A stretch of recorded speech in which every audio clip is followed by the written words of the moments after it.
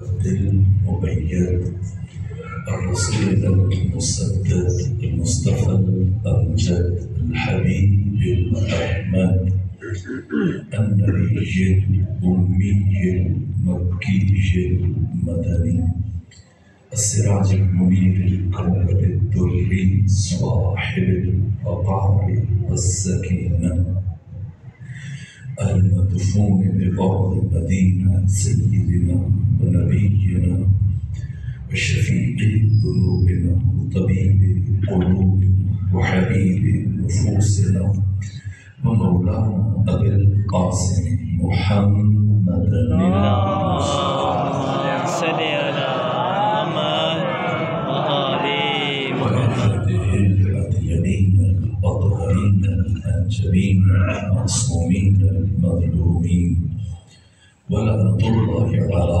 أعدائهم ومنكر فضائلهم وغاصبي حقوقهم من جور عداوتهم إلى الآن ومن الآن إلى قيام يوم الدين وبعد يوم الدين أما بعد فقد قال الحق سبحانه وتعالى في القرآن بسم الله الرحمن الرحيم والشمس وضحاها والقمر إذا طلاها والنهار إذا جلاها والليل إذا يغشاها والسماء وما بناها والأرض وما طحاها ونفس وما سواها فألهمها فجورها وتقواها قد أفلح من زكاها وقد خاب من دساها صلوات الخالق. اللهم صل على محمد وآل محمد. دوسری مجلس ہے میں نے آپ کے سامنے سورہ مبارکہ شمس جو قرآن حکیم کا 91 نمبر سورہ ہے 15 آیتوں پر مشتمل ہے۔ سورہ کا آغاز پروردگار نے قسموں سے فرمایا۔ قرآن مجید کی 70 سورتوں کے شروع میں کوئی بھی قسم نہیں، باقی 44 سورتوں کے آغاز میں اللہ نے 118 قسمیں استعمال کی۔ کسی سورہ کے شروع میں ایک قسم ہے جیسے سورہ عصر، کہیں 2 قسمیں جیسے سورہ ضحیٰ، کوئی سورہ جس کے آغاز میں اللہ تعالیٰ نے 3 قسمیں اٹھائی جیسے سورہ العادیات، اور کسی سورہ کے شروع میں اللہ نے 4 قسمیں اٹھائی جیسے سورہ مبارکہ دین، اور کسی سورہ کے شروع میں اللہ نے 5 قسمیں استعمال کی جیسے سورہ مبارکہ فجر۔ سورہ مبارکہ فجر کے بعد قرآن مجید کا صرف ایک سورہ ہے جس میں اللہ نے سب سے زیادہ قسمیں استعمال کی ہیں، یعنی یہ سورہ 15 آیتوں پر مشتمل ہے۔ 15 میں سے پہلی 7 آیات میں آدھے سورہ میں پروردگار نے مسلسل 11 قسمیں اٹھائی ہیں۔ البتہ ہماری قسموں میں اور خدا کی قسموں کے اٹھانے میں زمین آسمان کا فرق ہے۔ ہم قسم اس لیے اٹھاتے ہیں کہ مخاطب کو یقین دلائیں اپنے بات پر، لیکن خدا اس سمجھ اس بات سے بے نیاز ہے کہ کوئی اس کی بات پر یقین کرے یا یقین نہ کرے۔ دوسرا فرق ہے کہ ہم قسم اٹھانے کے بعد اپنی بات کا آغاز کرتے ہیں، لیکن پروردگار جب قسم اٹھا رہا ہوتا ہے تو اسی لمحے اپنی بات کا آغاز کر دیتا ہے۔ یہ قسم خود اپنے اندر معارف، مفاہیم اور مطالب کا ایک سمندر رکھتی ہے۔ اور پھر قسم اٹھانے کا تیسرا مقصد ہے کہ اس امر کی اہمیت کو مد نظر جس کے لیے قسم اٹھائی جا رہی ہے اور خود جس چیز کی پروردگار قسم اٹھا رہے ہیں اس چیز کی عزت و منزلت اور مقام اور شرف کو بیان کر رہے پروردگار۔ فرمایا والشمس وضحاها، مجھے سورج کی قسم اور مجھے وقت ضحیٰ کی قسم۔ یہ ضحیٰ کا وقت کون سا ہے؟ ابھی یہ ڈیجیٹل بٹیر آپ کی جیب میں، آپ کے لیے وقت دیکھنا آسان ہے، جہاں چلے جائیں جسے جیب سے نکالیں دیکھیں یہ وقت ہوا۔ مثلا اگر آپ ظہر کی نماز پڑھنا چاہتے ہیں راولپنڈی سے باہر کسی ویرانے میں، کسی صحرا میں، کسی میدان میں، اور آپ وقت کا نماز معلوم کرنا چاہتے ہیں، نماز کا وقت معلوم کرنا چاہتے ہیں تو کیسے کریں گے؟ اگر یہ خود آپ کے پاس یہ ذریعہ نہیں ہے، اس کی بیٹری جواب دے دے تو کیا کریں گے؟ تو یہاں پر ایک چھڑی اور ایک شاخص آپ زمین میں ایک ڈنڈا گاڑ دیں گے، سیدھا ڈنڈا، سیدھی چھڑی، اور پھر اسے گاڑنے کے بعد آپ دیکھیں گے کہ جب سورج کی روشنی ختم ہو جائے یا انتہائی کم ہو جائے، اور ختم ہونے کے بعد، انتہائی کم ہونے کے بعد جب یہ روشنی دوبارہ بڑھنی شروع ہو جائے تو اسے وقت زوال کہتے ہیں۔ یہ ظہر شرعی کا وقت ہے، اب آپ نماز ظہر ادا کر سکتے ہیں۔ یہ جو زوال کا وقت ہے اس سے 2-2.5 گھنٹے پہلے کا وقت، اسے وقت ضحیٰ کہا جاتا ہے۔ اب پروردگار فرما رہے کہ مجھے سورج کی قسم اور مجھے وقت ضحیٰ کی قسم، اور دوسری آیت میں پروردگار نے تیسری قسم اٹھائی۔ اس سورہ میں جو پروردگار نے 7 آیتوں میں 11 قسمیں اٹھائیں، 8 قسمیں مطلق ہیں لیکن 3 قسمیں مقید ہیں، مشروط ہیں، اور تیسری قسم مشروط ہے۔ فرمایا چاند کی قسم اٹھائی لیکن نہیں فرمایا مجھے چاند کی قسم، نہ، فرمایا والقمر اذا تلاہا، مجھے چاند کی قسم، کب؟ جب وہ بلا فاصلہ سورج کے ساتھ طلوع کرتا ہے۔ یہ کون سا چاند ہے؟ پہلے 10 دنوں میں، مہینے کے پہلے 10 دنوں میں جب چاند طلوع کرتا ہے سورج کے غروب کے بعد کافی فاصلہ ہوتا ہے۔ مہینے کے آخری 10 دنوں میں بھی یہی کیفیت ہوتی ہے، 21 سے لے کر 29 تک، 30 تک۔ یہ سورج کے غروب ہونے کے بعد چاند کے طلوع ہونے میں کافی فرق ہوتا ہے، لیکن جو درمیان کے 10 دن ہیں، ان 10 دنوں میں غروب آفتاب اور طلوع قمر، ان میں فاصلہ بہت کم ہوتا ہے۔ اور جس دن سورج کے غروب ہونے میں اور چاند کے طلوع ہونے میں کوئی فاصلہ نہیں ہوتا، یہ 14ویں کا چاند ہوتا ہے۔ یعنی پروردگار فرما رہا ہے کہ مجھے 14ویں کے چاند کی قسم، یہ تیسری قسم ہے، اور اس کے بعد فرمایا وَالنَّهَارِ إِذَا جَلَّاهَا، مجھے دن کی قسم، لیکن یہ مشروط ہے، مطلق دن کی قسم نہیں اٹھائی۔ فرمایا دن کی قسم جب یہ پوری طرح سے متجلی ہو جائے اور پوری آب و تاب سے دن ظاہر ہو جائے، متجلی ہو جائے۔ اور اس کے بعد حق تعالیٰ نے 5ویں قسم اٹھائی اور فرمایا وَاللَّيْلِ إِذَا يَغْشَاهَا۔ تو ان 7 اس آیتوں میں جو 11 قسمیں ہیں، ان میں سے یہ قسم جو اللہ نے رات کے لیے اٹھائی، یہ بھی قسم مطلق نہیں، مشروط ہے، لیکن اس میں یہ فرق ہے کہ اس میں پروردگار فعل مضارع کا استعمال کیا، مستقبل کی بات کی۔ فرمایا مجھے رات کی قسم جب وہ چھا جائے گی، واللیل اذا یغشا، اور اس کے بعد فرمایا والسماء وما بناہا، مجھے آسمان کی قسم، اس کے حسن صنعت کی قسم، اس کی عمدہ بناوٹ کی قسم، والارض وما طحاہا، مجھے زمین کی قسم، زمین کے بچھائے جانے کی قسم۔ اور پھر 7ویں آیت میں پروردگار نے 10ویں اور 11ویں قسم اٹھائی اور فرمایا وَنَفْسٍ وَمَا سَوَّاهَا، مجھے نفس انسانی کی قسم، اس کے توازن، اعتدال اور تسویہ کی قسم۔ اور پھر 8ویں آیت میں پروردگار نے نفس انسانی کی ماہیت کو بیان کیا، اس کی کیفیت کو بیان کیا۔ فرمایا فَأَلْهَمَهَا فُجُورَهَا وَتَقْوَاهَا، ہم نے اس نفس انسانی نے الہام کیا، کس کو؟ فجور کو اور تقویٰ کو۔ فجور کسے کہتے ہیں؟ فجر، فجور، فجر، فاجر، یہ ایک خاندان کے الفاظ ہیں۔ وقت فجر کو آپ وقت فجر کیوں کہتے ہیں؟ امام راغب اصفہانی نے جو مفردات راغب میں فجر کا مطلب بیان کیا، فجر یعنی وسیع شگاف، اس وقت کے لمحے کو آپ فجر کیوں کہتے ہیں؟ اس لیے کہ وقت کا یہ حصہ رات کی تاریکی کے پردوں کو چاک کر دیتا ہے، اس لیے آپ اسے فجر کہتے ہیں۔ امام حسین نے جو یزید کے لیے 4 لفظ استعمال کیے، ان میں ایک فاجر، کیا مطلب؟ یعنی سید الشہداء یہ فرماتے کہ اس شخص نے اپنے عمل سے اور کردار سے دین کی ردا کو تار تار کر دیا، قبائل انسانیت کو چاک کر دیا، ریزہ ریزہ کر دیا، یہ فجر۔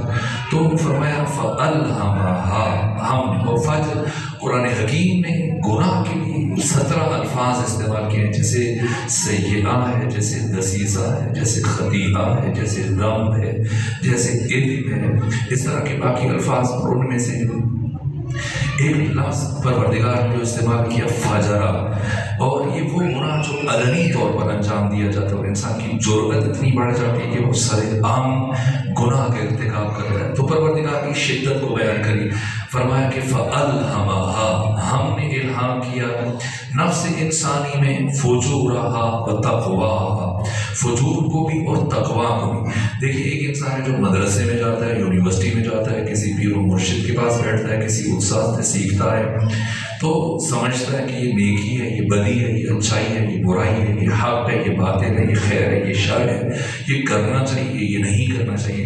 لیکن ایک شخص نہ مکتب میں گیا، نہ مدرسے میں گیا، نہ کسی محلے میں استاد کے پاس بیٹھا، نہ کسی مرشد سے کچھ سیکھا، اس کے باوجود ایک سادہ زندگی گزاری، گھر میں رہا، لیکن زندگی میں جب بھی کوئی برا کام کرنے لگتا ہے تو فوراً اس کے دل کی دھڑکن تیز ہو جاتی ہے، اس کے دلوں کی کیفیت منقلب ہو جاتی ہے۔ یہ کیوں ہوتا ہے؟ اس کے اندر جو تحول ایجاد ہوتا ہے، یہ جو انقلاب برپا ہوتا ہے، اس کے دلوں میں جو ہلچل مچ جاتی ہے، دل زور زور سے دھڑکتا ہے، یہ کیا ہے؟ وہی نفس انسانی میں، روح الہام انسانی میں اور انسان کے وجدان میں حق تعالیٰ کا الہام ہے کہ جیسے کچھ برا کام کرنے لگتا ہے تو فوراً سے الارم بجنے لگ جاتا ہے۔ یہ خدا فرما رہا ہے فَأَلْهَمَهَا فُجُورَهَا وَتَقْوَاهَا۔ اسی طرح سے اچھا کام کر کے انسان کو خوشی ہوتی ہے، کیوں؟ پہلے سے خدا نے انسان کو الہام کیا۔ یہ 7 قسمیں اٹھانے کے بعد، اس 11 قسمیں اٹھانے کے بعد 7 آیتوں میں 8ویں آیت میں پروردگار نے پھر نفس انسانی کی ماہیت و کیفیت کو بیان کیا، اور 9ویں آیت میں پروردگار نے وہ بات کی جس ایک بات کے لیے پروردگار نے قرآن کی سب سے زیادہ قسمیں اٹھائی۔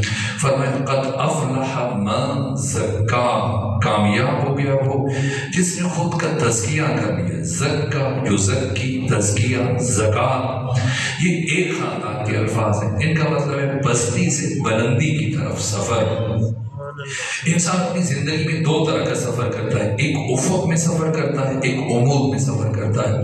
جب ہم افق میں سفر کریں تو اسے ہم ترقی کہتے ہیں، ارتقاء کہتے ہیں، لیکن جب ہم پستی سے بلندی کی طرف سفر کریں تو اسے کمال اور تکامل کہتے ہیں۔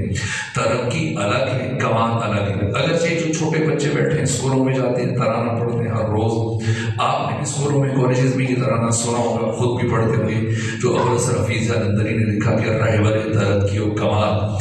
لیکن بس اوقات عام طور پہ لوگ سمجھتے ہیں کہ شاید ترقی کمال ایک چیز ہے، لیکن زمین و آسمان کا فرق ہے۔ ترقی الگ ہے، کمال الگ ہے۔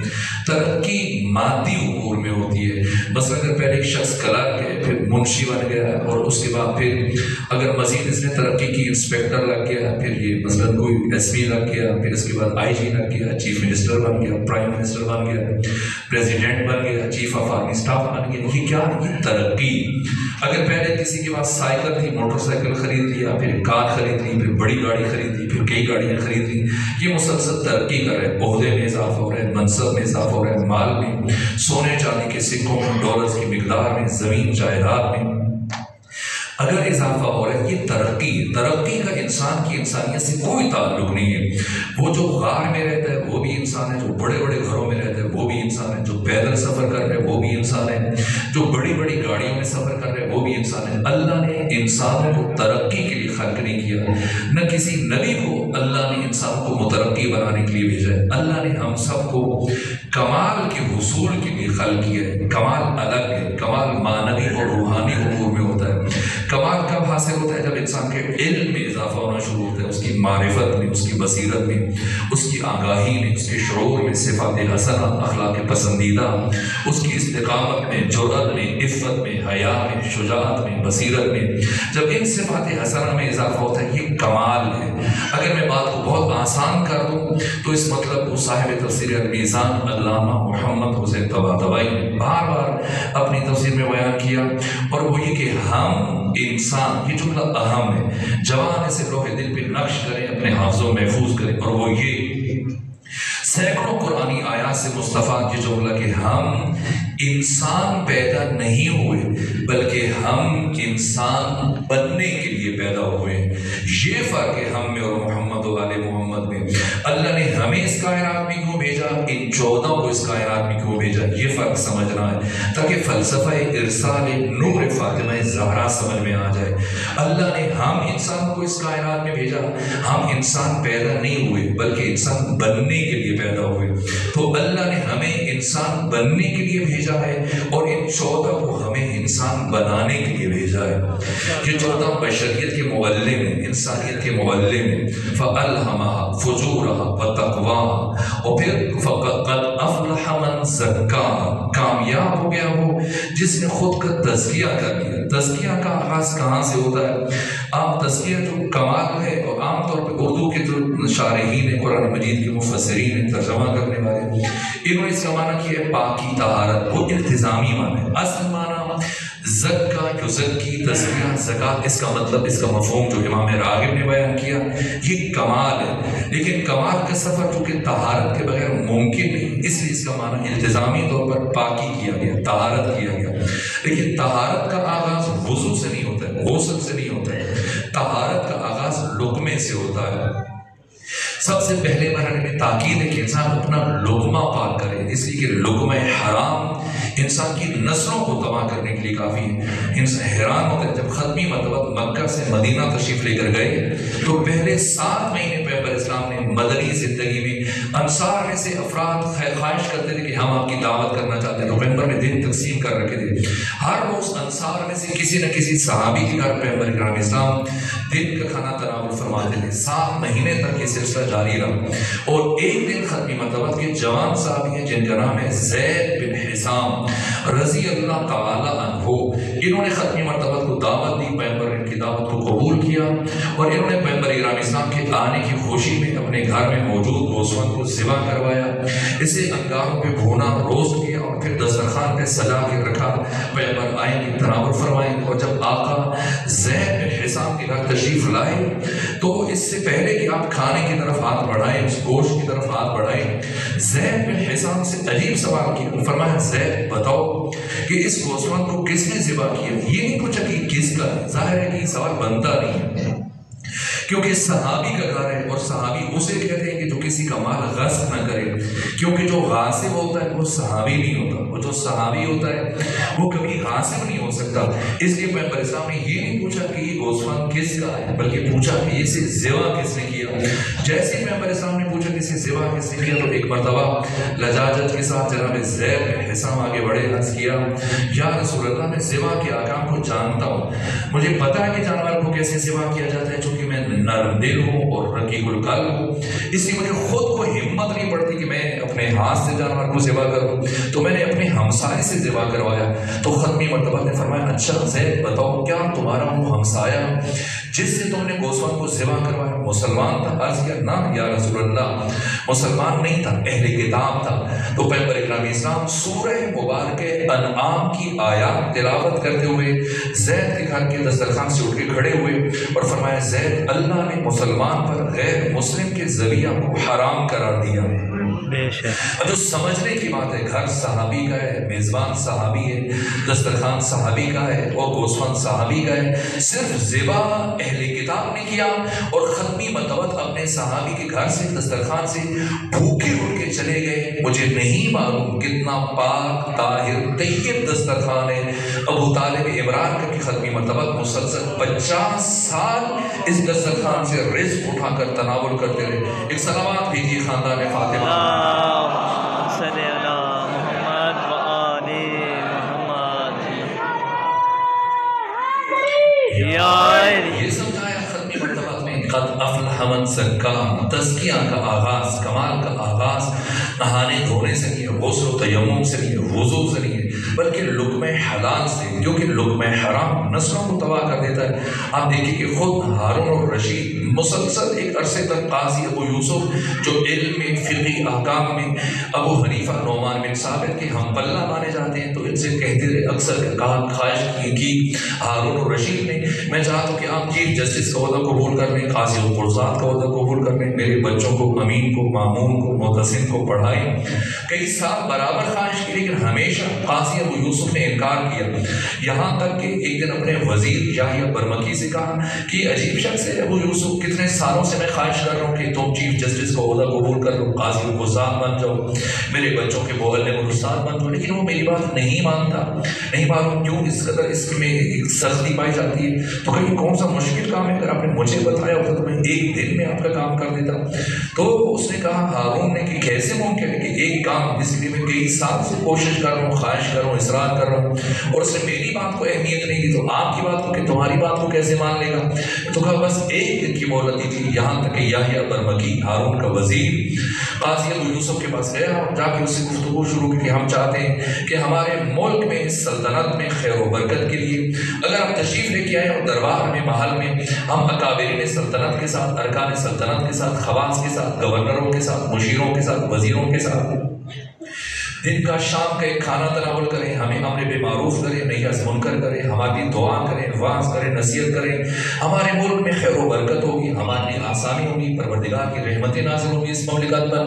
جیسے جیسے راضی کیا قاضی ابو یوسف کو، اور قاضی ابو یوسف نے قبول کیا کہ ٹھیک ہے میں آؤں گا۔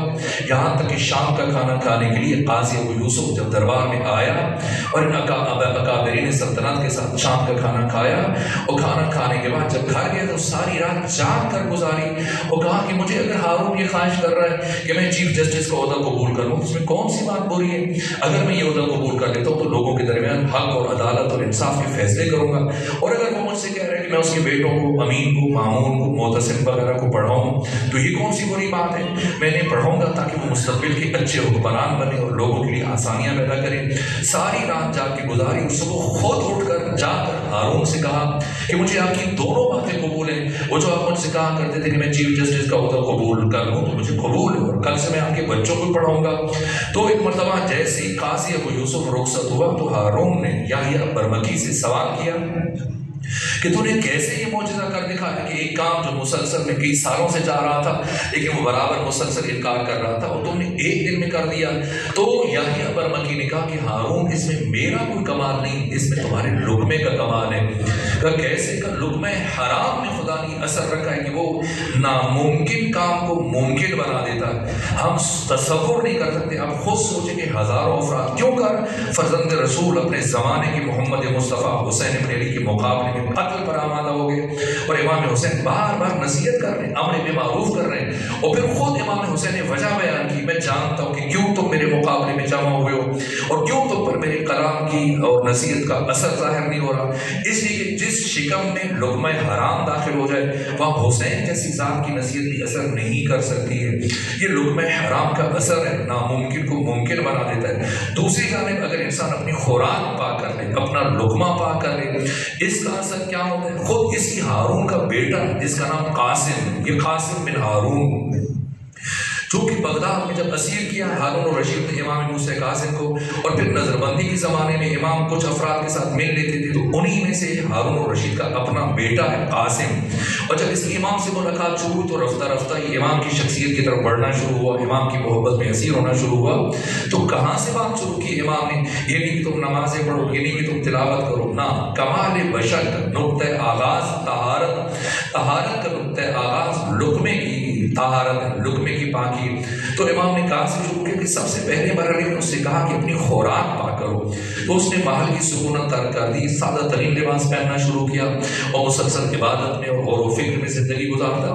تو جیسے ہی خبر عام ہوئی اور لوگوں میں چیمیں گوئیاں شروع ہوئی تو یحییٰ برمکی نے ہارون سے کہا کہ لوگ تمہارے بارے میں تانا زنی کر رہے ہیں کہ خود ہارون کا بیٹا اسے باطل پر سمجھتا ہے، غلط سمجھتا ہے کہ ان کے دشمن موسیٰ کاظم کے ساتھ اس کا وقت گزرتا ہے اور اس کو ایک غیر مشروع حکومت سمجھتا ہے۔ اس کے بعد ہارون کی ایسے میں غصے سے ایک مرتبہ بلایا ہارون نے اپنے بیٹے کو قاسم کو اور کہا کہ کیوں تم مجھے رسوا کر رہے ہو، لوگوں کے سامنے شرمسار کر رہے ہو، اور مجھے پتا ہے اس ناراضگی کی وجہ وجہ کیا ہے؟ چونکہ میں نے امین کو، مامون کو مختلف خطوں کی حکومت دے دی، گورنر بنا دیا، ولایت عالی کی وصیت کر دی، اور تمہیں ابھی تک میں نے کوئی حکومت کا حصہ نہیں دیا، اس لیے تم مجھے رسوا کر رہے ہو، شرمسار کر رہے ہو، لوگوں کے سامنے شرمندہ کر رہے ہو۔ تو فوراً سے اسی وقت اس نے قلمداد منگوایا اور مصر کی حکومت کا اس نے تحریر لکھی اور کہا کہ یہ لے جاؤ، مصر تمہارا ہے، کوئی پاسپورٹ نہیں ہے، جتنی چاہے کنیزیں خریدو، جتنی چاہے شادیاں کرو، وہاں کا ٹیکس، وہاں کا باج جو بھی ہے سب تمہارا ہے، وہاں پر جیسے مرضی گھر بناؤ، کوئی پوچھ تاچھ نہیں ہوگی۔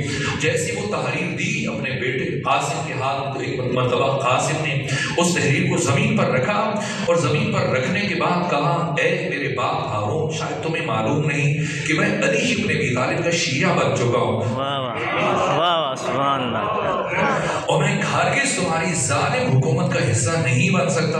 اس لیے اس تحریر کو وہیں پر رکھا اور محل سے جیسے باہر نکلا، اور اب اسے یہ اندیشہ تھا کہ کہیں میرا باپ ہارون مجھ پر سختی نہ کرے، زبردستی کہیں مجھ پر اپنا حکم مسلط نہ کرے۔ تو راتوں رات قاسم بن ہارون نے بغداد کو چھوڑا، بصرہ منتقل ہو گیا، اور بصرہ پہنچنے کے بعد اس نے وہاں پر مزدوری شروع کر دی۔ اپنے 3 بر اعظموں کے حکمران، باپ کا بیٹا قاسم، وقت کا شہزادہ، لیکن عام انسانوں کی طرح سے مزدوری کر رہے، کرائے کے مکان دیا، یہاں پر سادہ ترین زندگی گزار رہے، اور 2-2.5 سال گزارنے کے بعد ایک مرتبہ بیمار پڑا، یہاں تک کہ اب حالت احتضار میں اور قریب المرگ ہے، موت کا وقت جب قریب آیا تو اپنے بصرہ کے ایک دوست عبداللہ بصری کو وصیتیں کرنی شروع کی، اور کہا، اے عبداللہ بصری، دنیا کے بعد میں سے ہمارے دنیا میں سے میرے پاس صرف 3 چیزیں، ایک تو کچھ لباس ہے، ایک قرآن کا نسخہ ہے، ایک یہ انگوٹھی ہے جو ایک زمانے میں میرے باپ نے مجھے دی تھی، تو میری موت کے بعد یہ کپڑے اور یہ لباس جو میں استعمال کرتا ہوں کسی ایسے فرد تک پہنچا دینا جو اللہ کا مطیع اور اللہ کا فرمانبردار ہو،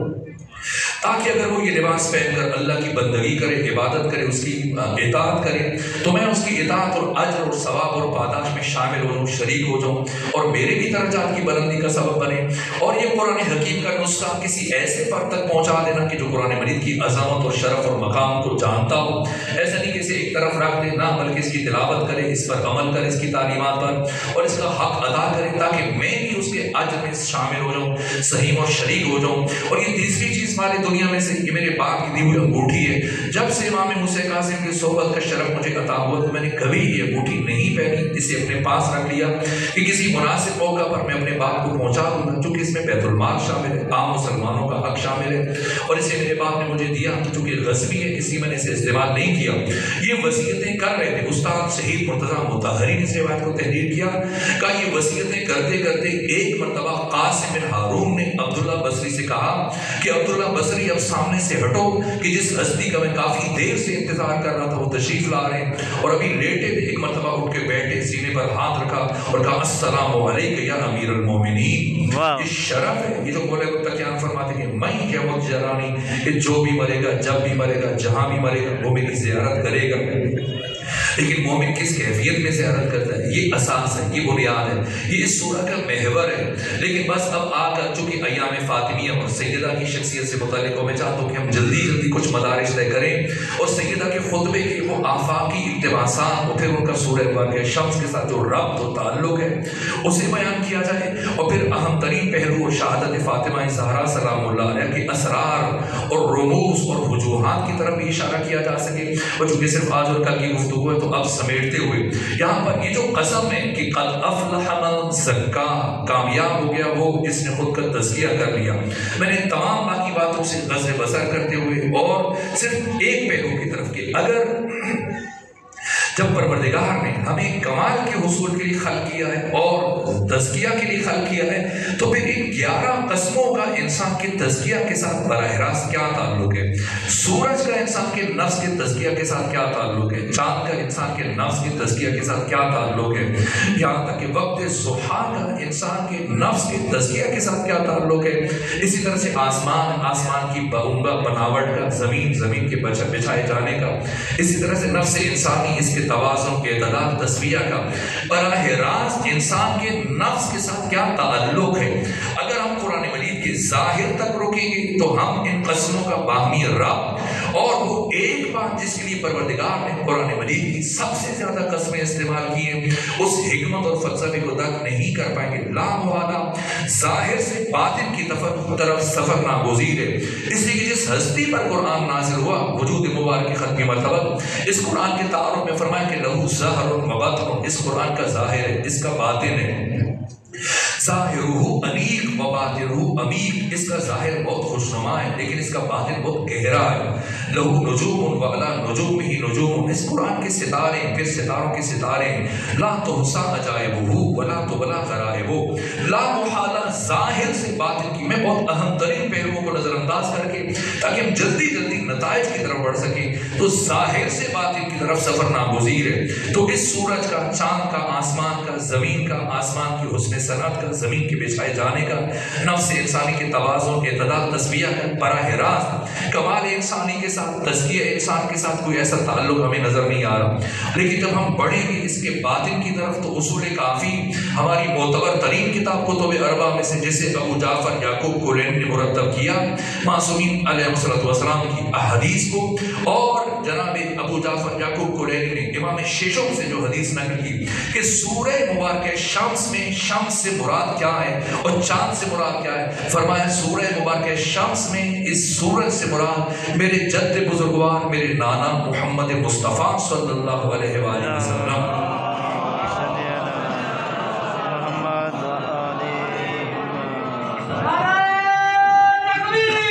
اللہ اکبر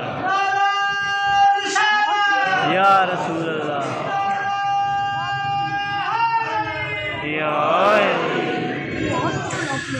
سورج سے مراد، شام سے مراد میرے جد بزرگوار میرے نانا محمد مصطفیٰ صلی اللہ علیہ وآلہ وسلم میں، اور چاند سے مراد میرے جد بزرگوار میرے دادا علی ابن ابی طالب علیہ السلام میں۔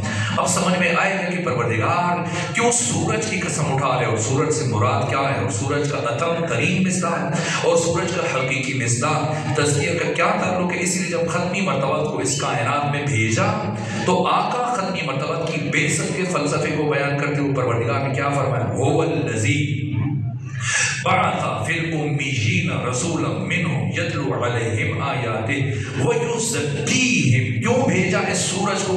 تاکہ انسانوں کا تزکیہ کرے، انہیں پاک کرے، انہیں بام عروج تک پہنچائے اور انہیں کمال کی انتہائی منزل تک پہنچائے۔ یہ فلسفہ تخلیق بشر ایک طرف سے اور فلسفہ ارسال نور ختمی مرتبہ اس لیے بھیجا ہے تاکہ ختمی مرتبہ آ کر بشر کے نصاب انسانی کو، نصاب انسانی کے کمال کو مکمل کرے۔ سورج سے مراد ختمی مرتبہ، چاند سے مراد علی ابن ابی طالب۔ لیکن جب اللہ نے سورج کی قسم اٹھائی تو یہ مطلق ہے، لیکن جب چاند کی قسم اٹھائی تو یہ مقید ہے، مشروط ہے۔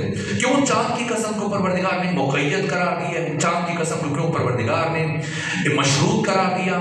سورج کی قسم اٹھاتے ہو پروردگار نے کوئی قید ذکر نہیں کی، فرمایا والشمس، مجھے سورج کی قسم۔ لیکن جب چاند کی قسم اٹھائی تو اسے مشروط قرار دے دیا، مقید قرار دیا، فرمایا والقمر، چاند کی قسم کب؟ اذا تلاہا، جب وہ بلا فاصلہ سورج کے ساتھ طلوع کرتا ہے۔ اور اگر چاند سے مراد علی ابن ابی طالب ہے تو پروردگار یہ فرما رہا ہے کہ مجھے علی ابن ابی طالب کی خلافت بلا فصل کی قسم۔ کوئی علی کو پہلا خلیفہ مانتا ہے، کوئی علی کو چوتھا خلیفہ مانتا ہے، یہ پروردگار نے بیان کیا کہ علی نہ پہلا خلیفہ ہے نہ علی چوتھا خلیفہ ہے، اس لیے کہ جو گنتی میں آ جائے اسے علی نہیں کہتے۔ علی حق تعالی کی احدیت کا مظہر ہے۔ یہ جو خدا کو واحد کہتے ہیں یہ مجازت کہتے ہیں، اس لیے کہ واحد عددی میں یہ نقص پایا جاتا ہے کہ اس کا نصف بھی ممکن ہے، اس کا دو بھی ممکن ہے۔ خدا حقیقتاً احد ہے، نہ تو جس کا نصف ممکن ہے نہ اس کا دو ممکن ہے۔ وہ ایک ہو کے بھی ہم سے گنا نہیں جاتا، وہ ایک ہو کے بھی آگے عدد نہیں رکھتا۔ علی ابن ابی طالب حق تعالی کی احدیت کے مظہر تام ہے۔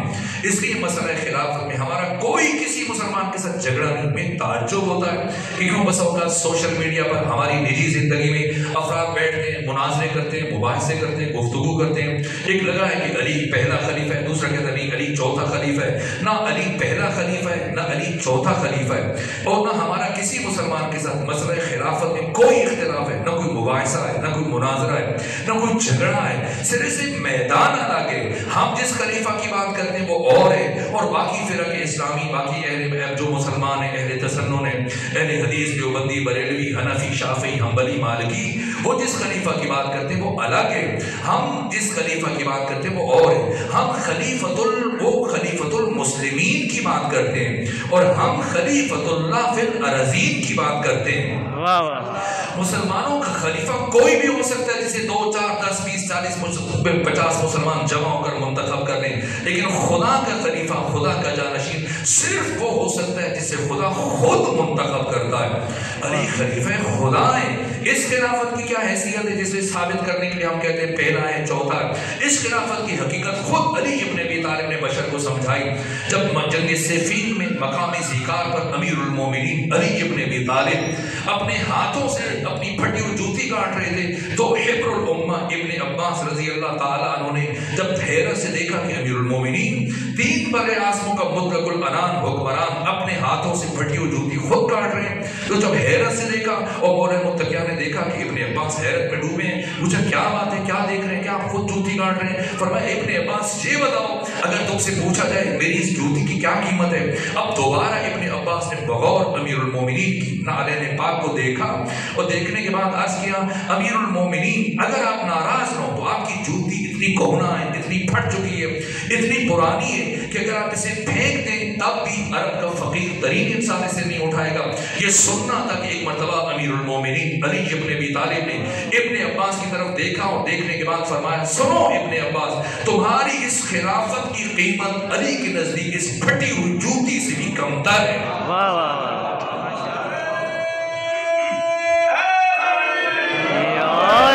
سید العلماء علامہ علی نقی نے یہ خوبصورت جملہ کہا، تاریخ بشر میں، تاریخ عالم میں، تاریخ آدم میں، تاریخ خاتم میں، تاریخ انسانی میں علی وہ واحد حکمران ہے جو یہ بات کہہ سکتا ہے کہ تخت سلطنت بس، اور علی کی جوتی بلند کیوں؟ اس لیے کہ تخت سلطنت پر کبھی باطل کے پاؤں آئے، کبھی حق کے پاؤں آئے، لیکن علی کی جوتی وہ مبارک جوتی ہے جس میں ہمیشہ حق کے پاؤں آئے۔ یہ پروردگار فرما رہا ہے کہ والقمر اذا طلع، مجھے چاند کی قسم جب وہ بلا فاصلہ سورج کے ساتھ طلوع کرتا، یعنی پیغمبر اور علی کے درمیان صرف سے فاصلہ تصور نہیں کیا جا سکتا کہ آپ گنتی میں اڑا جائیں کہ علی پہلا خلیفہ ہے، علی چوتھا خلیفہ ہے۔ جہاں مصطفیٰ ہیں وہاں مرتضیٰ ہیں، جہاں پر ان کے مابین فرق اور تصور اور فاصلہ تصور نہ کیا جا سکے۔ یہ ولایت کا معنی امام راغب اصفہانی نے مفردات راغب میں بیان کیا، اور خلیل بن احمد فراہیدی نے کتاب العین میں بیان کیا، والشمس وضحاها والقمر اذا طلع، اور جو ان 2 قسموں کے درمیان پروردگار نے قسم اٹھائی، فرمایا والضحا کی جو قسم ہو جس کا میں نے معنی آپ کے سامنے بیان کیا، تو جب سورج سے مراد وجود مبارک پیغمبر اکرام اسلام و چاند سے مراد وجود مبارک علی ابن ابی طالب آپ کی خلافت بلا فصل ہے، تو ضحا سے مراد کیا ہے؟ تو یہاں امام ششم امام جعفر صادق علیہ اعلیٰ فتح وسلم فرماتے ہیں کہ اللہ نے اس کائنات میں زمین پر عالم ناسوت میں 3 نور اتارے۔ ایک نور جو وقت طلوع ظاہر ہوتا ہے یہ نور زرد ہے، ایک نور جو وقت غروب ظاہر ہوتا ہے یہ نور سرخ ہے، اور ایک نور جو وقت ضحا ظاہر ہوتا ہے یہ نور سفید ہے۔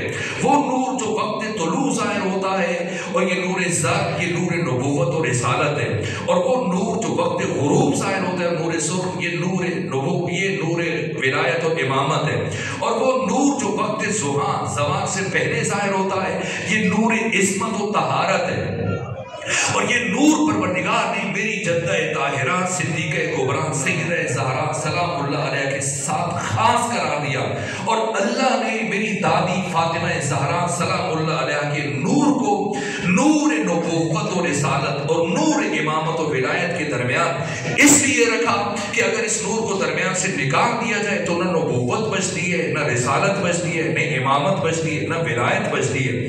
جو کچھ ہے اس کائنات میں سب کا سب فاطمہ زہرا سلام اللہ علیہ کی وجہ سے ہے۔ سلامات بھیجیے خاندان اللہم صلی علی محمد، اللہ یا رسول اللہ، یا علی اللہم صلی علی محمد و آل محمد۔ میں شرمندہ ہوں کہ مجھے وقت کی کمی درپیش ہو، قریب پہنچ کے پھر ایک اور مقام پہ مجلس پڑھنا ہوتی ہے، اور طبیعت بھی ناساز ہے، اس لیے میں جلدی سی کوشش کروں کہ کچھ نتائج کی طرف بڑھیں، تاکہ ہم سیدہ زہرا سلام اللہ علیہ کی اس آفاقی پیغام کے کچھ حصے آپ کی خدمت میں بتانے میں کامیاب ہو سکے۔ ان بچوں کے لیے، جوانوں کے لیے فرمایا والشمس وضحاها، باقی قسموں کا اجمالی معنی کروں گا چونکہ اب وقت زیادہ نہیں، والشمس وضحاها والقمر اذا تلاها۔ اگر سورج سے مراد وجود مبارک پیغمبر گرامی اسلام میں، اور اگر چاند سے مراد وجود مبارک علی ابن ابی طالب علیہ السلام میں، اور ضحیٰ سے مراد نور فاطمہ زہرا سلام اللہ علیہا ہے، تو باقی 8 قسموں کا بھی ہمیں مصداق کا تعین کرنا پڑے گا، ان کا بھی باطنی معنی جو احادیث میں بیان کیا گیا ہے اس کو بھی تلاش کرنا پڑے گا۔ یہ بلاغت قرآن کے خلاف ہے کہ ہم 3 قسموں کا باطنی معنی مراد لیں اور باقی 8 قسموں کا پھر ہم ظاہری معنی کریں۔ نہ، اگر ظاہری معنی کرنا ہے تو سب کا ظاہری معنی کرنا ہے، اگر باطنی معنی کرنا ہے تو سب کا باطنی معنی کرنا ہے، جو قرآن مجید کے بدن کو بیان کیا گیا ہے۔ تو اگر سورج سے مراد ذات ختمی مرتبہ، چاند سے مراد ذات علی ابن ابی طالب، ضحیٰ سے مراد ذات فاطمہ زہرا، تو پھر جو پروردگار فرما رہا ہے، اور پھر سوال یہ کہ اللہ نے ذات ختمی مرتبہ کو سورج سے کیوں تشبیہ دی ہے اور ذات علی ابن ابی طالب کو پروردگار نے چاند سے کیوں تشبیہ دی ہے؟ کیا فرق ہے پیغمبر میں اور علی میں؟ درحالی کہ جس طرح سے پیغمبر گرامی اسلام نور خدا ہے، اسی طرح سے علی ابن ابی طالب نور خدا ہے، اور یہ نور ہم سفر رہا ہے اور انبیاء کے اسلام سے ہوتا ہوا اس کائنات میں ظاہر ہوا، لیکن پروردگار نے قرآن حکیم میں ذات ختمی مرتبہ کے نور کو سورج سے کیوں تشبیہ دی ہے اور ذات علی ابن ابی طالب کو چاند سے کیوں تشبیہ دی ہے؟ اس لیے کہ سورج اپنی روشنی میں مستقل ہے، چونکہ ذات ختمی مرتبہ خلق اول ہے، عقل اول ہے، نور اول ہے، اور مولا متقیان کی تخلیق نور مصطفی کے بعد دوسرے مرحلے میں ہوئی ہے، اس لیے آپ کو چاند کہا گیا ہے، اس لیے کہ خود ذات ختمی مرتبہ مجرے فیض قرار پائے علی ابن ابی طالب کے لیے، امیر المومنین علی ابن ابی طالب۔ جب اس کائنات میں اللہ نے نور علی ابن ابی طالب کو ظاہر فرمایا تو تمام تر انسانی کمالات اور فضائل کی حد انتہا کو ذات علوی کا نقطہ آغاز بنا کر بھیجا ہے۔ یہاں پر آ کر علی نے کچھ نہیں سیکھا، علی کے جتنے بھی کمالات ہیں آپ کی زندگی کے اس نقطہ آغاز سے اسی بام عروج پر ہیں، لیکن اس عالم لاہوت میں، عالم اسماء و صفات میں، بدو تکوین میں، آغاز خلقت میں اللہ نے نور مصطفیٰ کو نور علوی کے لیے واسطہ قرار دیا، وسیلہ قرار دیا۔ تو چونکہ اس کائنات میں جس طرح سے چاند اپنی روشنی میں مستقل نہیں ہے، وہ سورج سے کسب ضیاء کرتا ہے، سورج سے روشنی حاصل کرتا ہے، اس لیے ذات ختمی مرتبہ کو پروردگار نے سورج سے تشبیہ دی ہے، ذات علی ابن ابی طالب کو پروردگار نے چاند سے تشبیہ دی ہے۔ اسی لیے علی ابن ابی طالب علیہ السلام فرمایا کرتے کہ انا عبد من عبید محمد، اس لیے کہ نور علوی، نور مصطفی کے ذریعے سے کسب فیض کیا، لیکن اس عالم میں نہیں، اس عالم ناسوت میں نہیں، اس عالم لاہوت میں، اس عالم اسماء و صفات میں علی ابن ابی طالب نے جو کمالات حق تعالی نے نور علوی نے منتقل کیے افاضے کے لیے اور مجرے فیض قرار دیا ذات ختمی مرتبہ کو، اس لیے اللہ نے قرآن میں پیغمبر کو سورج کا، علی کو چاند کا، لیکن یہ سورج اور چاند ہونا نسبی ہے، اس لیے کہ اگر علی پیغمبر کے ساتھ ہوں گے اور تب اس صورت میں پیغمبر کو سورج کہا جائے گا، علی کو چاند کہا جائے گا، لیکن جب علی علیہ السلام کو ہم امام حسن مجتبیٰ کے ساتھ دیکھیں گے تو اب علی سورج ہے، امام حسن مجتبیٰ چاند ہے، اور اگر امام حسن کو امام حسین کے ساتھ دیکھیں گے یہاں کیفیت بدل جائے گی، اب یہاں امام حسن مجتبیٰ سورج ہے، حسین چاند ہے، اور امام حسین کو امام سجاد کے ساتھ دیکھیں گے تو یہاں پر ایک دوسرے کے لیے حق تعالیٰ نے عالم انوار میں، عالم لاہوت میں، عالم اسماء و صفات میں مجرے فیض قرار دیا، واسطہ فیض قرار دیا، وسیلہ فیض قرار دیا، اس لیے سورج اور چاند ہونا نسبی ہے۔ جس طرح سے آپ مجلس کے اختتام پر زیارات پڑھتے ہیں اور امام علی ابن موسیٰ رضا کی زیارت میں کیا جملہ پڑھتے ہیں؟ السلام علیک یا شمس الشموس، سلام ہو آپ پر اے سورجوں کے سورج، یعنی آپ خود چاند ہیں امام موسیٰ کاظم علیہ السلام کی نسبت سے، لیکن بعد کے ائمہ کے لیے امام زمانہ تک ان کے لیے آپ سورج کی حیثیت رکھتے ہیں، اس لیے یہ نسبی ہے۔ اور پھر پروردگار سورج کی قسم اٹھانے کے بعد، چاند کی قسم اٹھانے کے بعد، ضحیٰ کی قسم اٹھانے کے بعد، یعنی سیدہ کی قسم اٹھانے کے بعد، مولا علی کی قسم اٹھانے کے بعد، پیغمبر اسلام کی قسم اٹھانے کے بعد، علی ابن ابی طالب علیہ السلام کی خلافت بلا فصل کی قسم اٹھانے کے بعد پھر کیوں فرما رہے ہیں وَالنَّهَارِ إِذَا جَلَّاهَا، مجھے دن کی قسم جب یہ پوری طرح سے متجلی ہو جائے، اور یہ چاند کے بعد دوسری قسم ہے جو مشروط ہے، مطلق نہیں ہے، مقید ہے، یعنی خاص دن مراد ہے۔ یہ کون سا دن مراد ہے؟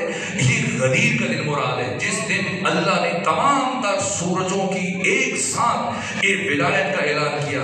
اس لیے عرض کر رہا ہوں یہ قرآنی تصور، غدیر کے دن ختمی مرتبت نے صرف علی کی ولایت کا اعلان نہیں کیا، یہ المیہ ہے۔ وطن عزیز پاکستان میں، ہندوستان میں ہمارے عام طور پر 18 ذی الحج کو غدیر کے موقع پر یہ بیان کیا جاتا ہے کہ غدیر کا دن، 18 ذی الحج کا دن علی علیہ السلام کی ولایت کے اعلان کا دن ہے۔ نہ، صرف علی علیہ السلام کی ولایت کے اعلان کا دن نہیں ہے، ورنہ علی علیہ السلام کی ولایت اس سے پہلے ہزاروں مرتبہ ہوئی ہے۔ کون سا ایسا موقع ہے جس میں پیغمبر اسلام نے علی علیہ السلام کی ولایت کا اعلان نہیں کیا؟ صرف عبداللہ ابن عباس سے یہ حدیث نقل ہے، ان سے یہ بیان نقل ہے کہ وہ یہ کہتے ہیں کہ میں نے پیغمبر اکرم اسلام کی زبان سے علی علیہ السلام سے متعلق، آپ کی فضیلت سے متعلق 23,000 احادیث سنی ہیں۔ 23,000 احادیث صرف ایک صحابی کہہ رہے ہیں کہ میں نے علی علیہ السلام کی فضیلت میں سنی۔ اس کا مطلب کہ پیغمبر اسلام نے ہزاروں مرتبہ علی کی عظمت کو، فضیلت کو، شرف کو، کمال کو، ولایت کو، امامت کو، قیادت کو، سیادت کو، رہبری کو بیان کیا۔ غدیر میں صرف علی کی ولایت کو بیان نہیں کیا۔ اگر پیغمبر اسلام غدیر میں صرف علی علیہ السلام کی ولایت کو بیان کرتے تو نہ دین مکمل ہوتا، نہ نعمت تمام ہوتی، نہ اللہ راضی ہوتا، نہ کافر مایوس ہوتا، نہ اسلام مسلمانوں اللہ کے نزدیک پسندیدہ دین قرار پاتا۔ خطبہ غدیر آپ کے گھروں میں موجود ہے، میں تاکیداً عرض کر رہا ہوں، آپ اس کا مطالعہ کیجیے اور گنیں۔ خطبہ غدیر میں 110 جملے اللہ کی وحدانیت سے متعلق ہیں، حق تعالیٰ کی اسماء و صفات کے متعلق ہیں، اللہ کے اوصاف سے متعلق ہیں، اللہ کی حمد و ثنا کو بیان کیا 110 جملوں پیغمبر میں۔ اس کے بعد 50 جملے خطبہ غدیر کے مولا علی علیہ السلام کے متعلق ہیں، اور ان 50 جملوں کے بعد 20 جملے باقی ائمہ سے متعلق ہیں، اور آخری 21 جملے یوسف زہرا منجی عالم بشریت امام زمانہ سے متعلق پیغمبر اکرم اسلام نے خطبہ غدیر میں ارشاد فرمائے۔ اس لیے قرآن نے فرمایا کہ الیوم یئس الذین کفروا من دینکم، کہ آج کے دن کافر تمہارے دین سے مایوس ہو گیا۔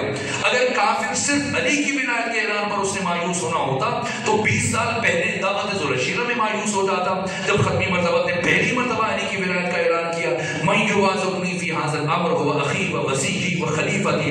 اور جب علی علیہ السلام اٹھ کے کھڑے ہوئے تو پیغمبر نے فرمایا آپ میرے وصی ہیں، آپ میرے جانشین ہیں، آپ میرے خلیفہ ہیں۔ اور اس بات میں کفار نے، مشرکین نے حضرت ابو طالب عمران کو تنازلی کی کہ آپ کو مبارک ہو، پہلے آپ نے رسول اسلام کی آپ کو یہ رسالت کا آپ کو قبول کرنا پڑا، اور اب آپ کے بیٹے علی کی ولایت کو بھی آپ کے اوپر واجب کر دیا گیا۔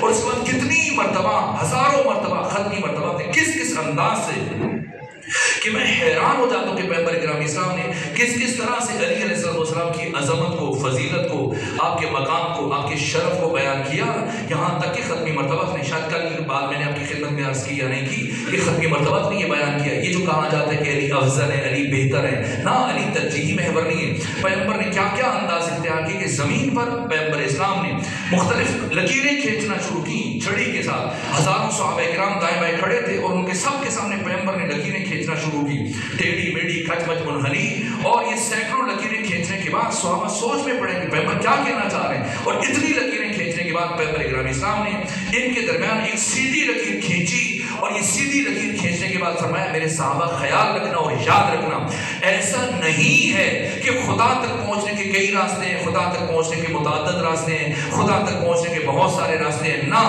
سنو اور یاد رکھو کہ خدا تک پہنچنے کا صرف اور صرف ایک راستہ ہے، اور اس راستے کا نام علی ابن ابی طالب ہے۔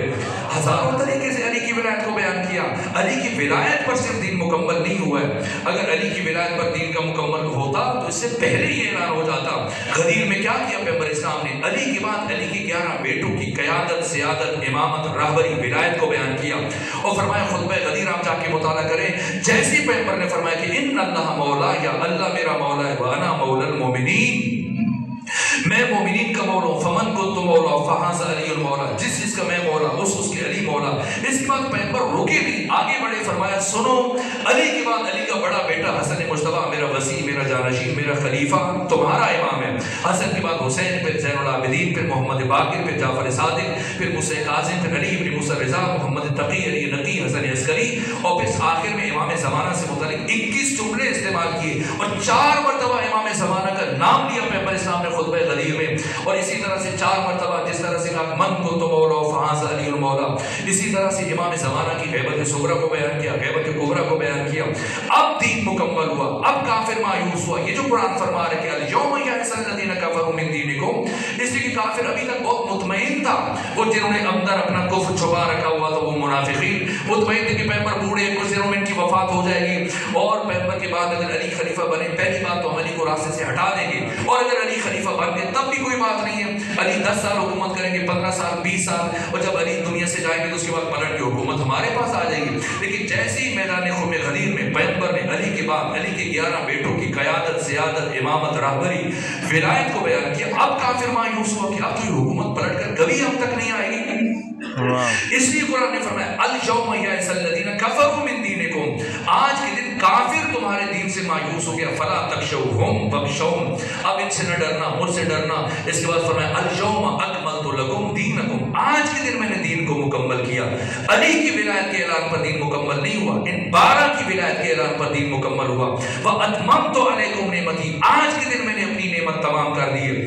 نعمت تمام، علی اللہ کی پہلی نعمت ہے، لیکن وجود نعمت علی میں منحصر نہیں ہے۔ غدیر میں پروردگار یہ فرما رہے کہ آج کے دن میں نے اپنی ساری نعمتیں تمام کر دی، یعنی میرے پاس جو کچھ تھا سب کا سب میں نے تمہیں دے دیا۔ یہ بات سمجھنے کی ہے۔ پہلی بات سمجھے نعمت، ان بچوں کے لیے عرض کروں تاکہ ذہن نشین ہو جائے، اور نعمت کا مفہوم وہ نہیں ہے جو عام طور پر ہمارے یہاں خیال کیا جاتا ہے۔ ایک مرتبہ جب 40 سوال پوچھے امام صادق نے ابو حنیفہ سے، اور آخری سوال جو پوچھا سورہ کے تغابن کی 8ویں آیت پوچھا کہ یہ بتاؤ کہ جو قرآن فرما رہے کہ ثم لتسألن یومئذ عن النعیم، بتاؤ کہ پھر یہ جو اللہ قرآن میں فرما رہے کہ قیامت کے دن نعمتوں سے متعلق سوال کیا جائے گا، تو بتاؤ یہ کون سی نعمتیں؟ تو ابو حنیفہ نعمان بن ثابت نے کہا کہ یہی نعمتیں جو ہم کھاتے ہیں، پیتے ہیں، پہنتے ہیں، استعمال کرتے ہیں۔ حضرت نے فرمایا اگر یہ نعمتیں مراد ہیں تو پھر مجھے بتاؤ، اگر کوئی شخص تمہیں گھر کھانے میں بلائے، تمہاری دعوت کرے، بہترین کھانے دسترخوان پر چن دے، اچھے مشروبات رکھے اور تمہیں کھلائے پلائے، عزت سے رخصت کرے، اور رخصت کرتے ہوئے تمہیں بہترین پوشاک، تمہیں خوشبو دے، لباس تحفے میں دے، اور سب کچھ دینے کے بعد جب تمہیں بھیج دے، اور اس کے بعد جب لوگوں کے درمیان تم اسے مل جاؤ تو روک کے تم سے پوچھے کہ بتاؤ فلاں دن جب تم میرے گھر میں آئے تھے میں نے تمہیں کھانے کے لیے کیا دیا تھا، پینے کے لیے، پہننے کے لیے کیا کیا تحفے دیے تھے، تو بتاؤ تم ایسے شخص کے بارے میں کیا رائے قائم کرو گے؟ کہ یہی رائے قائم کرو گے کہ بہت کمزرف آدمی ہے، بہت کمینہ شخص ہے۔ تو امام نے فرمایا اب بتاؤ خدا کے بارے میں کیا خیال ہے؟ کیا تم اللہ کے بارے میں یہ عقیدہ رکھتے ہو کہ قیامت کے دن اللہ ان نعمتوں سے متعلق تم سے پوچھے گا کہ کتنا پانی پیا تھا، کتنا کھانا کھایا تھا؟ کہ پھر آپ بتائیں وہ کون سی نعمتیں ہیں کہ قیامت کے دن جن سے متعلق سوال کیا جائے گا؟ اور اللہ قرآن میں فرمایا کہ ثم لتسألن یومئذ عن النعیم، کہ قیامت کے دن نعمتوں سے متعلق سوال کیا جائے گا۔ امام نے فرمایا ہوشیار ہو جاؤ، وہ نعمت کی قیامت کے دن جس سے متعلق ہر انسان سے سوال کیا جائے گا وہ ہم محمد و آل محمد کی ولایت کی نعمت ہے۔ تو علی نعمت اب اولا ہے، علی اللہ کی پہلی نعمت ہے، لیکن وجود نعمت منحصر نہیں ہے۔ اللہ یہ فرما رہے کہ اتممت علیکم نعمتی، اس دن میں نے اپنی ساری نعمتوں کو تمام کر دیا، یعنی میرے خزانے میں جتنی نعمتیں تھیں غدیر کے دن ساری کی ساری میں نے تمہیں سونپ دی، علی سے لے کے مہدی تک۔ یہ پروردگار بیان فرما رہا ہے۔ اگر اس کو میں چونکہ وقت ختم ہو رہا ہے میں ایک جملہ اور عرض کر دوں اگر سمجھانے کے لیے، اتممت کا تاکہ ذہن میں محفوظ ہو جائے۔ میں ایک عرصے تک قوم میں رہا، ایران میں رہا، 10 سال تک پڑھتا رہا، طالب علم رہا وہاں۔ آپ بھی اگر زیارات کے لیے گئے ہو تو آپ یہ دیکھا ہوگا کہ وہاں پر عراق میں، ایران میں، شام میں روٹی گھروں میں نہیں بنتی، اگر گھروں میں آپ بنائیں تو آپ کو روٹی مہنگی پڑے گی، اس لیے کہ حکومت نے آٹے پر سبسڈی دے رکھی ہے، نانوائی پر جائیں گے، اس لیے مرد خواتین جاتے ہیں باہر سے خریدتے ہیں۔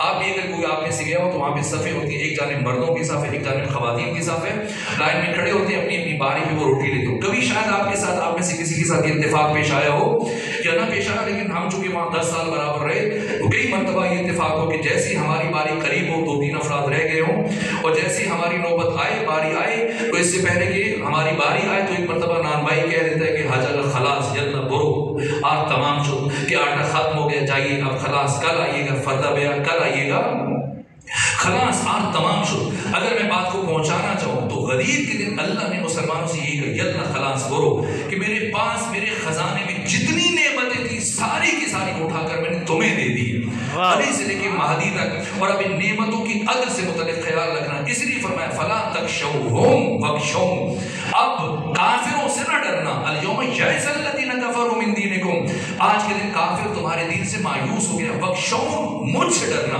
بس میں آخری جملہ عرض کر رہا ہوں, میں شرمندہ ہوں کہ جو کہنا چاہ رہا تھا, جو ارادہ تھا, وہ باتیں رہ گئیں وقت کی کمی کے باعث, بس اسی جملے پر روک رہا ہوں. یہ پروردگار کیوں فرما رہے کہ الیوم یئس الذین کفروا من دینکم, آج کے دن کافر تمہارے دین سے مایوس ہو گیا. فلا تخشوہم, اب ان سے نہ ڈرنا. واخشوم, مجھ سے ڈرنا. کافروں سے نہ ڈریں, بات سمجھ میں آتی ہے. جب علی اور علی کی اولاد جیسے وارث دین کو عطا ہو جائے تو پھر کسی کافر سے ڈرنے کی ضرورت نہیں ہے. لیکن یہ جو خدا فرما رہے واخشوم, مجھ سے ڈرو, یہ خدا کیا کہنا چاہ رہا ہے؟ مثلا ہمارے جو محترم میزبان ہیں, یہ دعوت دیں یا مجلس کے لیے اور میں حاضر ہوں, اور جب ہم یہاں پہنچ رہے ہوں تو یہاں قریب پہنچ کر کسی مومن کا بچہ, جس طرح سے بچے صرف سمجھنے کے لیے مثال عرض کروں, کوئی بچہ گاڑی کے ساتھ سواری کے ساتھ ٹکرا جائے, زخمی ہو جائے, اس کا بازو ٹوٹ جائے, اور باقی مومن کو پتہ چلے کہ خطیب ہے, مولانا ہے, انہوں نے ہمارے بچے کو زخمی کیا, تو سب غصے سے آئے اور کہیں کہ ہم آپ کو یہاں تھانے میں لے کے جائیں گے, آپ کی رپورٹ درج کروائیں گے. وہ میں پریشان ہو جاؤں. اور جیسے ہی ہمارے میزبان جنہوں نے مجھے دعوت دے رکھی ہے وہ آئے, اور جب دیکھیں صورتحال کو ملاحظہ کریں کہ بھئی یہ ہوا ہے, اور سب کے سب غصے میں, تو آ کے مجھ سے کہیں کہ نہ انہیں پتہ نہیں تھا کہ میں نے آپ کو بلایا, اس لیے اب ان کو پتہ چل گیا کہ سب کے سب میرے عزیز ہیں, رشتہ دار ہیں, دوست ہیں, میرے ہمسائے ہیں, میرے جاننے والے ہیں, جن کو میں نے یہاں مجلس کے لیے بلایا, دعوت دی. تو اب ان سے نہ ڈریں, نہ گھبرائیں, پریشان نہ ہوں. یہ اس لیے کہ اب آپ کو کوئی دقت نہیں ہے, پریشانی نہیں ہے. تو عجیب ہے. اور اس کے بعد مجھے یہ کہیں کہ ان میں کسی سے نہ ڈریں, بس مجھ سے ڈریں. تو میں سوچوں گا کہ کیسی ضمانت ہے کہ کہہ رہے ہیں کہ کسی سے نہ ڈریں, سب میرے عزیز ہیں, جاننے والے ہیں, رشتہ دار ہیں, ہمسائے ہیں, مجھ سے ڈریں. پروردگار نے غدیر میں مسلمانوں سے یہ فرمایا کہ الیوم یئس الذین کفروا من دینکم, آج کے دن کافر تمہارے دین سے مایوس ہو گیا. فلا تخشوہم, ان سے نہ ڈرنا. واخشوہم, مجھ سے ڈرنا. مجھ سے ڈرنا یعنی میرے بنائے ہوئے قانون سے ڈرنا. اور میرا قانون یہ ہے کہ اگر میری دی ہوئی کسی نعمت کی قدر نہ کی جائے تو میں اس نعمت کو واپس لے لیتا ہوں. اور میں نے غدیر میں علی سے لے کر مہدی تک یہ ساری نعمتیں تمہیں سونپی ہیں, لیکن تم نے ان نعمتوں کا کیا خیال رکھا ہے؟ پہلی نعمت علی ابن ابی طالب, امت نے کیا خیال رکھا اس نعمت کا کہ پیغمبر اکرام اسلام کی رحلت کے بعد جب علی کی امامت کا آغاز ہوا, 33 برس عمر علی علیہ السلام کی, 30 سال آپ کا عہد امامت, اور 30 سالوں میں کسی امام کی امامت کا آغاز اس طرح سے نہیں ہوا جس طرح سے مولانا متقیان کی امامت کا آغاز ہوا. آپ کے گلو اطہر میں رسی ڈالی گئی, اور کس پہ ادبی سے گھر سے لے کے دربار آپ کو پہنچایا گیا. اور جس علی کا 1,20,000 صحابہ کرام کی موجودگی میں آپ کی ولایت اور امامت اور قیادت اور سیادت اور رہبری کا اعلان کیا گیا, اسی علی سے بیعت کا مطالبہ کیا جا رہا ہے. یہاں تک کہ پہلی شخصیت کہ جسے محراب عبادت میں شہید کیا گیا تاریخ اسلام میں سب سے پہلے علی ابن ابی طالب, جن کی داڑھی خون سے رنگین ہوئی. اور کتنے افراد ہیں آپ کے جنازے میں رات کی تاریکی میں اٹھائے. پیغمبر کو رات کی تاریکی میں دفن کیا گیا, سیدہ کو رات کی تاریکی میں دفن کیا گیا. علی علیہ السلام کا جنازہ رات میں اٹھا ہے, 5 افراد ہیں نماز جنازہ میں. اور پھر ہارون اور رشید کے زمانے تک حضرت کی قبر مخفی رکھی گئی, خدشہ تھا کہ کہیں بنو امیہ قبر کی توہین نہ کریں, قبر نہ اکھاڑ دیں, گستاخی نہ کریں. مگر اللہ کی نعمت کی قدر ایسے کی جاتی ہے. اللہ کی دوسری نعمت جس کا غدیر میں اعلان کیا گیا, امام حسن مجتبیٰ, امت نے کیا اس نعمت کی قدر کی ہے؟ 7 مہینے 25 دن آپ کا عہد خلافت, اور پھر حالت نماز میں آپ کے نیچے سے جب مقام صحابات میں حضرت نماز عشاء ادا کر رہے تھے, چاہے نماز کو نماز کے دوران کھینچا گیا اور آپ کی ران مطار کو خون آلود خنجر کے ساتھ زخمی کر دیا گیا, اور 7 مہینے حضرت مدائن میں اپنا علاج کرواتے رہے, اور کس حالت میں دنیا سے رخصت ہوئے. ڈھونڈ کے بتائیں تاریخ بشر میں کوئی ایسا جنازہ جو گھر سے جانے کے بعد دوبارہ پلٹا ہو, اور اس حال میں پلٹا ہو کہ جب جنازہ گھر سے گیا ہو تو کفن کا رنگ سفید ہو, اور جب جنازہ پلٹ کے واپس آیا ہو تو کفن کا رنگ سرخ ہو چکا ہو. اللہ کی نعمت کی ایسے قدر کی جاتی ہے.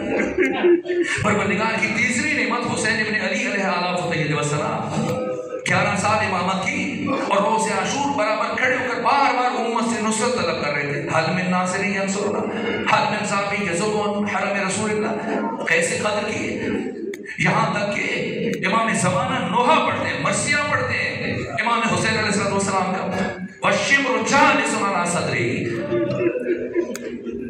کہ شمر آپ کے سینے کے اوپر بیٹھا، آپ کی داڑھی کو بائیں ہاتھ میں پکڑ کے آپ کے دائیں رخسار پر دائیں ہاتھ سے تماچے مار رہا تھا. شہید کر کے چھوڑ دیتا، لیکن شہید کرنے کے بعد پھر کیا ہوا؟ امام کی لاش مطار کو لوٹا گیا. اسحاق حضرمی نے امام کی قمیص اتاری شہید کرنے کے بعد. اخنس بن مرسد نے امام کا امامہ لوٹا. خود عمر ابن سعد آگے بڑھا اور امام کی زیرہ لوٹی. اور قیس بن اشرف بن قیس امام کی یمنی چادر اتاری. اور اسود بن خالد نے امام کے جوتے اتارے. اور جمی بن خلق نے امام کی تلوار لوٹی. اور بشر بن سلیم آیا لاش پہ کھڑا، دیکھا سب کچھ لوٹ کے چلے گئے، کچھ نہیں بچا. انگوٹھی پہ نگاہ پڑی، نکالنا چاہیے لیکن انگلی میں ورم تھا. سوچا کیسے نکالے، دائیں بائیں دیکھ کر 2 پتھر تلاش کیے، انگلی کو پتھر پر رکھا، دوسرے پتھر سے انگلی کو کاٹنا شروع کیا. مگر خدا کی نعمتوں کی ایسے قدر کی جاتی ہے. اللہ کی چوتھی نعمت امام علی زین العابدین، جس امام کی امامت کا آغاز ایسے ہوا کہ بحیثیت امام پہلی مرتبہ جو آپ کو اپنی زبان سے حکم جاری کرنا پڑا، بیویوں سے فرمایا بے ردا خیموں سے باہر نکل جائے. اور پھر یہ کہنے کے بعد 35 سال خون کے آنسو بہاتے رہے. پھر امام محمد باقر جس رسی میں جناب سکینہ کو باندھا گیا تھا، اسی رسی میں اسی عمر میں امام محمد باقر کو باندھا گیا. جو کچھ بچپنے میں دیکھا ساری زندگی خون کے آنسو بہاتے رہے. امام جعفر صادق وہ سینہ جو معارف کا گنجینہ تھا، خزینہ تھا، زہر دیا گیا اور اسی سینے کے دل کے جگر کے ٹکڑے کٹ کٹ کے زمین پہ گرے. ساتویں نعمت امام موسیٰ کاظم علیہ السلام. لوگ سمجھتے ہیں کہ شاید آپ زندان میں آپ کو زہر دیا گیا. آیت اللہ سبزواری نے جب آپ کی شہادت بیان کی، میں نے خود مختلف سبزواری میں دیکھا کہ زہر دیے جانے کے بعد جب آپ تڑپ رہے تھے تو امام زمانہ یہ دعا پڑھتے ہیں، میرا سلام اس قیدی پر جس کے جسم کے گوشت کا اکثر حصہ زندان کی سلاخوں کی نظر ہو گیا. لیکن اس کیفیت میں بھی صبر نہیں کیا گیا. یہاں تک ایک مرتبہ مومنین تک قید خانے کے اندر کی خبر باہر پہنچ گئی اور لوگ ہزاروں کی تعداد میں جمع ہونا شروع ہوئے. ہارون گھبرا گیا کہ میری فوجیں تو سرحدوں پہ، ممکن ہے یہ افراد ہمارے اس محل پر حملہ نہ کر دیں. اس لیے سندی بن شاہد سے کہا جاؤ، جا کر موسیٰ کاظم سے لکھوا کے لاؤ، دستخط کروا کے لاؤ کہ مجھے زہر نہیں دیا گیا، میں طبعی موت سے دنیا سے جا رہا ہوں. یہ شقی آیا زندان میں جبکہ زہر مل چکا ہے. امام پیاس کی وجہ سے تڑپ رہے ہیں، زہر کے اثر سے تڑپ رہے ہیں. ایک مرتبہ اس نے کاغذ پھینکا، قلم پھینکا کہ موسیٰ کاظم لکھے. امام نے پوچھا کیا لکھوں؟ کہا لکھے مجھے زہر نہیں دیا گیا، میں طبعی موت سے دنیا سے جا رہا ہوں. امام نے فرمایا میں حجت خدا ہوں، میں کس طرح سے غلط بیان نہیں کر سکتا ہوں. کہا موسیٰ کاظم لکھے ورنہ وہ ظلم کروں گا کہ آپ زندان کی ساری سختیوں کو بھول جائیں گے. امام نے فرمایا تم ظلم کرو میں صبر کروں گا.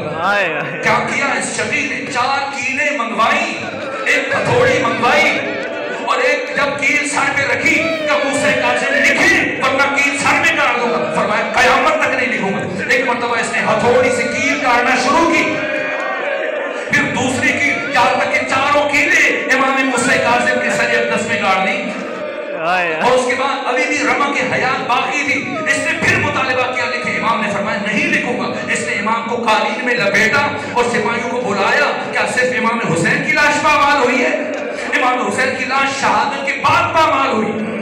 امام موسیٰ کاظم کی لاش کی زندگی میں پامال کیا گیا. امام علی ابن موسیٰ رضا پردیس میں شہید ہو گئے. امام محمد تقی کتنی عمر میں آپ کی شہادت ہوئی؟ 25 سال کی عمر میں. امام علی نقی علیہ السلام کتنی عمر میں شہادت ہوئی؟ 40 سال کی عمر میں. امام حسن عسکری 28 سال کی عمر میں، مگر یہ شہادت کی عمر ہے. تو پروردگار نے فرمایا امام زمانہ یہ میری آخری نعمت ہے، اسے میں بے قدروں کے حوالے نہیں کروں گا. پہلے یہ 11 اور 10 بلاتے رہے، 11 بلاتے رہے، تم نہیں آئے. اب تم بلاتے رہو گے، میں اسے اس وقت تک نہیں بھیجوں گا جب تک کہ تم اس قابل نہیں ہو جاتے کہ میری اس نعمت کی قدر کر سکو.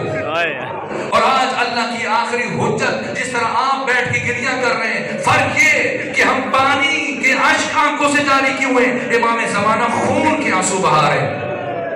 کیوں خون کے آنسو بہا رہے ہیں؟ اس لمحے کو یاد کر کے جب کچھ افراد آپ کی دادی فاطمہ زہرا کے دروازے پر جمع ہوئے تھے और एक मरतबा किसी ने दस्तक दी और अंदर से जब अली उठे दरवाजा खोलने के लिए तो सैयदा ज़हरा उठी, सामने आकर खड़ी हुई, कहा मौला कायनात से, कहा कि जब तक मेरे बाबा मोहम्मद मुस्तफ़ा जिंदा रहे कभी उन्होंने तलवार नहीं उठाई, हमेशा आपने मेरे बाबा का दिफा किया, इसलिए कि उस वक्त रुए ज़मीन पर हुज्जत खुदा मेरे बाबा थे और आज रुए ज़मीन पर हुज्जत खुदा आप हैं, इसलिए आप खुद अपने हक में तलवार नहीं उठाएंगे, आज नबी ज़ादी आपका दिफा करेगी।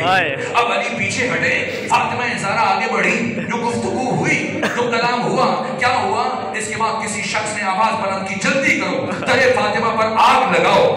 आग लगी, दरवाजा जलने लगा, लेकिन ये शख्स गुस्से में इतना बिफरा हुआ था, इसने दरवाजा जलने का इंतजार नहीं किया, बल्कि जलते हुए दरवाजे को ठोकरे मारना शुरू किया। और थोड़ी देर के बाद ये दरवाजा गिरा, दिलों पर हाथ रख के बताएं, क्या जमीन पर गिरा? ये दो इमाम ज़माना फरमाते हैं, मैं उस लम्हे को कभी नहीं भुला सकता जब मेरी दादी फातिमा ज़हरा चलते हुए दरवाजे और दीवार के दरमियान थी और 50 में से 11 अफराद इस दरवाजे को रोकते हुए अंदर दाखिल हुए और सैयदा की आवाज बुलंद हुई, फिजा मिलकर बढ़ो कि मेरे मोहसिन शहीद हो गए, फिजा मेरी मदद को कि मेरी पसलियां टूट गई हैं और मेरे आका अली तक ये बात ना पहुंचे, उनके दिल को तकलीफ होगी। यहाँ तक कि 11 में से फर्द जिसके हाथ में रस्सी है और कोशिश है किसी तरह आगे बढ़कर फातिह खैबर के गुरुए अधर में रस्सी डाले, जानता है कि आज अली तलवार नहीं उठाएंगे, इसलिए कि इमाम की इस्लाम की बका मुनहसिर है सब्र अली में। मैं रोक कर एक जुमला अर्ज कर देता हूँ, इस्लाम अपने वजूद में भी अली का मोहताज है, इस्लाम अपनी बका में भी अली का मोहताज है। अगर अली की शुजाअत और अली की तलवार ना होती, इस्लाम कभी मारज़ वजूद में ना आ सकता, और अगर अली का सब्र ना होता, इस्लाम कभी बाकी ना रह सकता। एक मर्तबा जैसे ही वो अफराद आगे बढ़े और एक शख्स ने चाहा कि हजरत के गुरुए अधर में रस्सी डाले, मुझे नहीं मालूम इन टूटी हुई पसलियों के हमरा किस तरह से सैयदा ज़हरा उठी, आगे चलते हुए बढ़ी, आगे बढ़कर अली और उस दूसरे शख्स के दरमियान खड़ी हो गई और फरमाया, मेरी जिंदगी में तू कभी अली तक नहीं पहुंच पाएगा। अब मुझे माफ कीजिएगा, साहिबे मफातिहुल जिनान शेख अब्बास कुम्मी ने अपने मक्तल बैतुल अहज़ान में ये जुमला लिखा। सख्त जुमला है, लेकिन ये अय्याम शहादत है, इसलिए मैं ये जुमला आपकी खिदमत में अर्ज करूं। एक मर्तबा नबी ज़ादी जब दरमियान में खड़ी हुई तो शख्स ने कहा, नबी ज़ादी दरमियान से हट जाइए, वरना ऐसा जुल्म करूंगा कि आप हटने पर मजबूर हो जाएंगे। सैयदा ने फरमाया, मैं क़यामत तक नहीं हटूंगी। तो एक मर्तबा इस शख्स ने अपना दायां हाथ फिजा में बुलंद किया और फिर पूरी ताकत से एक ऐसा तमाचा नबी ज़ादी के रुखसार पर मारा कि एक मर्तबा नबी ज़ादी जमीन पर गिरी। अब हजरत के गुलूए अधर में रस्सी डाली गई। दुश्मन जानता है कुछ भी हो जाए, आज अली तलवार नहीं उठाएंगे, इसी जब अली को लेके चले, मैं आपसे पूछता हूँ, अली को घर से दरबार कैसे लेके गए? क्या ऐसे लेके गए जिस तरह से 61 हिजरी में आपकी शेर बेटी ज़ैनब बिन्त अली को घर से दरबार लेके जाया गया, करबला से शाम लेके जाया गया? ना, इतनी बेअदबी से अली को लेकर गए। एक मर्तबा नबी ज़ादी अपने पहलू बदन भूल गई, अपना हाथ अली के दामन में डाला। इस सारे वाक़े में पहला शख्स मदीने में नहीं था, अली बाहर था। जब पलट के आया दूसरे से पूछा, मैंने सुना है तूने नबी ज़ादी के दरवाजे को आग लगाई। कहाँ आग लगाई? कहा मैंने सुना है कि नबी ज़ादी ने बड़ी मुकाबमत दिखाई। कहा बड़ी मुकाबमत दिखाई? कहा मैंने सुना है कि नबी ज़ादी अली का दामन नहीं छोड़ रही थी। कहा नहीं छोड़ रही थी। कहा फिर बता कैसे छुड़वाया? कैसे छुड़वाया? कहा हमने अली के गुलूए अधर में रस्सी डाली और अली को घर से मस्जिद की तरफ खींचना शुरू किया और फातिमा ज़हरा ने अपना हाथ अली के दामन में डाल दिया। हमने सोचा खातून है, जख्मी है, कमजोर है, अगर अली को जोर से खींचेंगे फातिमा ज़हरा का हाथ छूट जाएगा। लेकिन नबी ज़ादी ने अली का दामन इतनी मजबूती से थाम रखा था कि जैसे जैसे हम अली को खींच रहे थे, नबी ज़ादी अली के साथ खींचती चली जा रही थी। फिर बता कैसे छुड़वाया? कब बस छुड़वा लिया। कब मैं जानना चाहता हूँ, बता कैसे छुड़वाया? कब मैंने समझ लिया नबी ज़ादी ने इतनी मजबूती से अली के दामन को थाम रखा है कि कयामत तक नहीं छोड़ेगी। मैंने एक मर्तबा दाहिने देखा, एक मर्तबा बाहिने देखा, मेरे करीब कौन फुस खड़ा था, उसकी कमरबंद में ताजियाना था। आगे बढ़कर मैंने वो ताजियाना निकाला और फिजा में लहराने के बाद इस जोर से नबी ज़ादी के हाथों पर मारा।